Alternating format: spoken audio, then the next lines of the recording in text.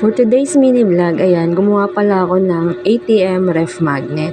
May nagpapagawa kasi at sa Sunday na ito kailangan. 12 midnight na ako gumawa niyan dahil nga si Madam, anong oras na nakatulog, mga 11:40 na yata, ganun. 1 week na rin siya natulog ng ganong oras, ay nako naman talaga. Sobrang hyper niya lalo na paggabi. Ayan, 20 pieces pala yung pinagawa ni Madam. At need na talaga nito sa Sunday. Kaya tatapusin ko talaga itong araw kahit wala ng tulog, basta matapos ko lang to, char. Natapos na ako nito mga 2 AM, 2:30, mga ganun. Then nag-alarm na yung CP ko ng 2:30 AM at dahil naka-alarm na, magluluto na ako niyan para sa baon ng partner ko. Pasok dito sa budget ang ATM ref magnet.